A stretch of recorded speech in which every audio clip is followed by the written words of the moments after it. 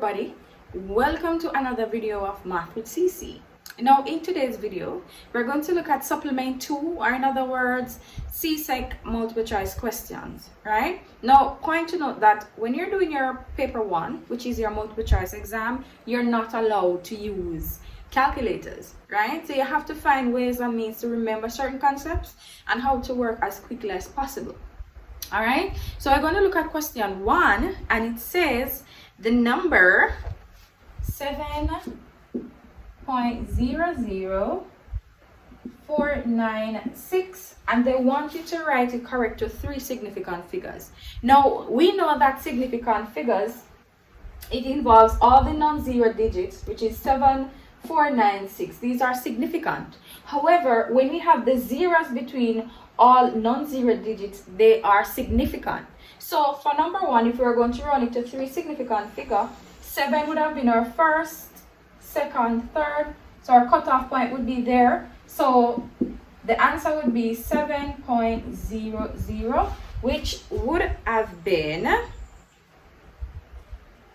B. So number 2 asks us to round 0.0060895 to 3 decimal places. And we know that when we're talking about decimal places, we're talking about all the digits that comes after the decimal point, right? Or to the right of the decimal point. So in other words, we have 1, 2, 3, 4, 5, 6, 7 decimal places here. All right. So if we're asked to run it to 3 decimal places, it would have been 1, 2, 3. We cut off here. Now remember, this is a 0. So obviously in this case, we would actually let it remain or round down.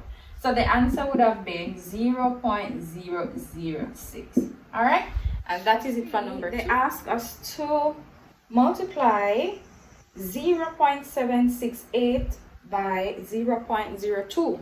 Now guys, when you look at 0.768, we realize that we have how many decimal places here? 3 dp, right? And when you look at 0.02, we have 2 decimal places. So it is 1, 2, and 1, 2, 3. Now, what we're going to do here, we're going to add the amount of dp. So we know that in the final answer, we should have 5 decimal places, all right? So when we're finding the product of these 2 numbers, what we're going to do, we're going to forget about the zeros. And then we're going to multiply 768 by 2. So if we do that, we're going to get 2, 8 is 16, carrier 1. 2, 6 is 12, and 1, 13, carrier 1. 2 times 7 is 14, and 1, 15, carrier 1, and then you write it back, right? Now, as you can see, we have 1536. However, the final answer should have 5 dp. So we have 1, 2, 3, 4, 5. So it's going to be 1, 2, 3, 4, 5. I'm going to add a 0 there. So the answer is going to be 0.01536. All right. However, you need to realize that your final answer should have 5 dp. So you just add zeros, right? And you add another 0 for the whole part. All right. So our answer for 0.768 times 0.02 would have been 0.01536.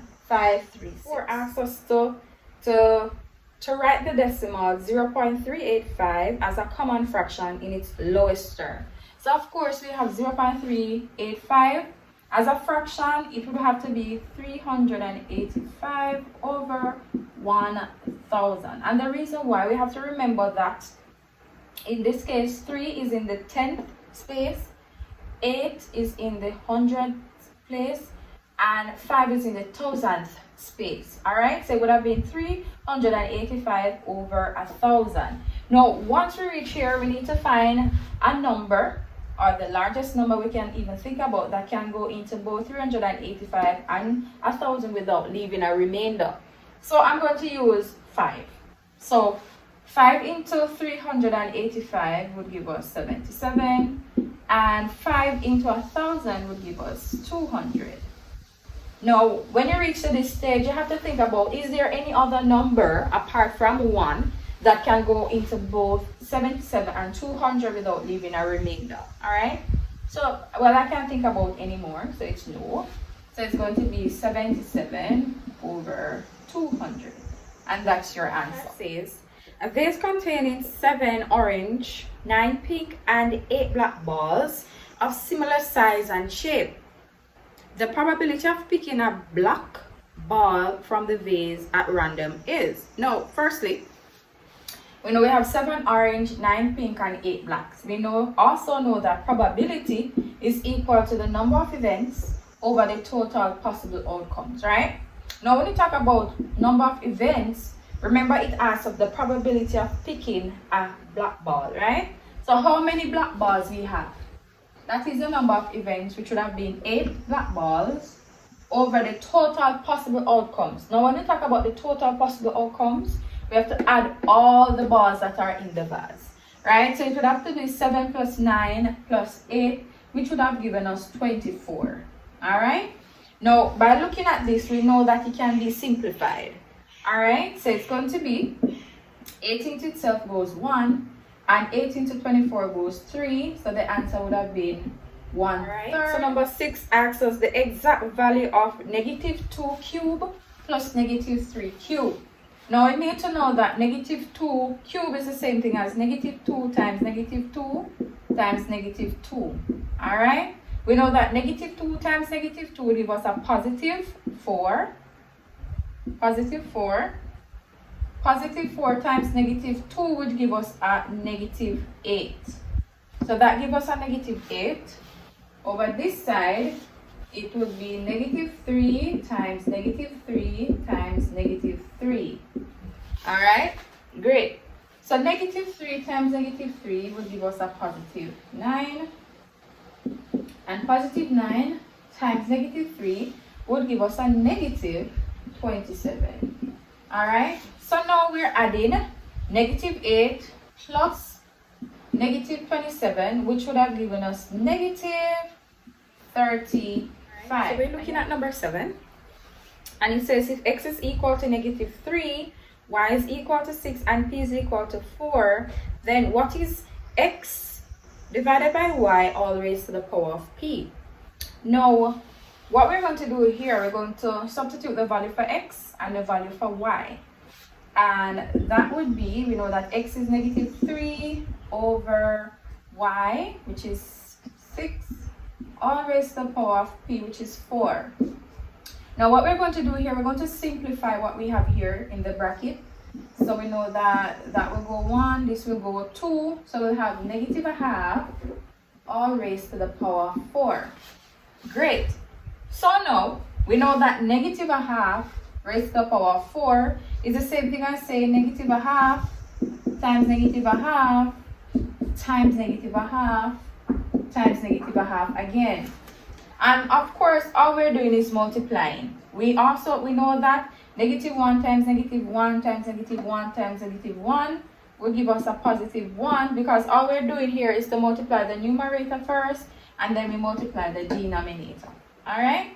Then on the denominator, we have 2 times 2, which is 4. 2 times 4 is 8. 2 times 8 is actually 16. All right? So the answer for this one would be 1/16, which would have been C. And you have to remember that either way, if you want to say -1/2 times -1/2 times -1/2 times -1/2, you'll actually get the same answer.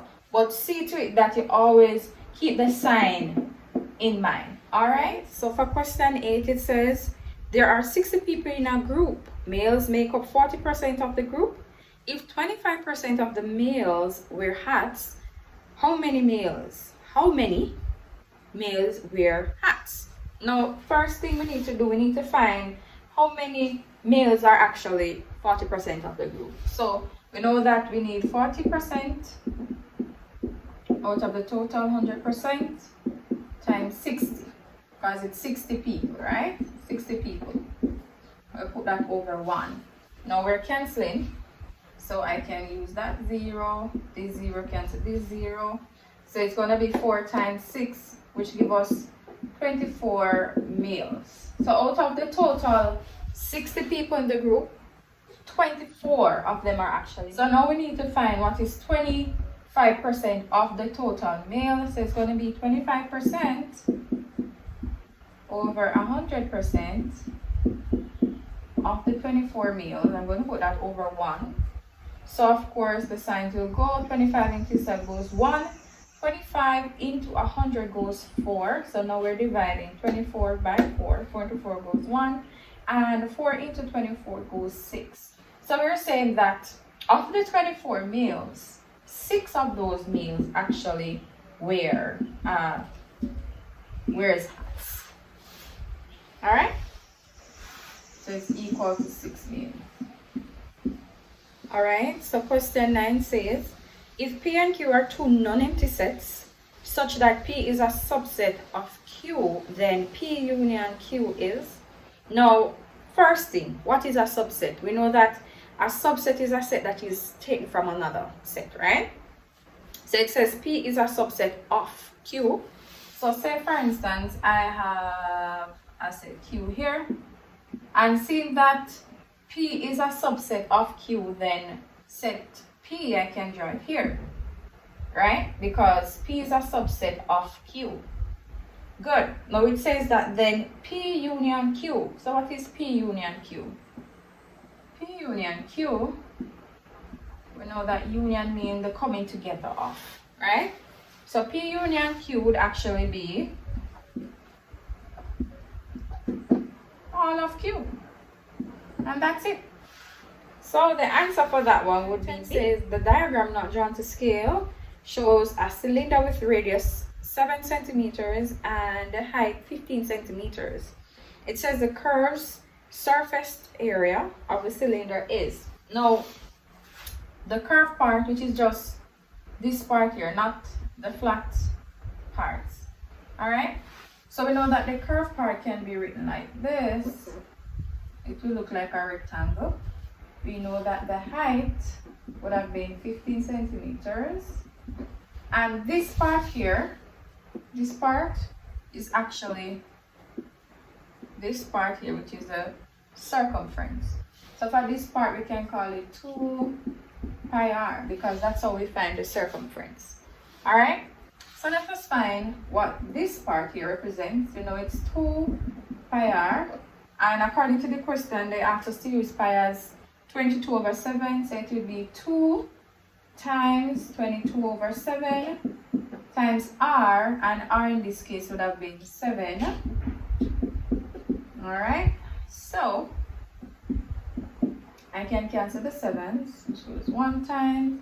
And 2 times 22 is actually 44 centimeters. So I can replace this now with 44 centimeters. Good. So then want the area of that. And it is a rectangle, of course. So we know that to find the area of a rectangle, area is equal to length times width. So in this case, it would have been 44 centimeters times 15 centimeters. 44 times 15 would have given us 660 centimeters squared. And that's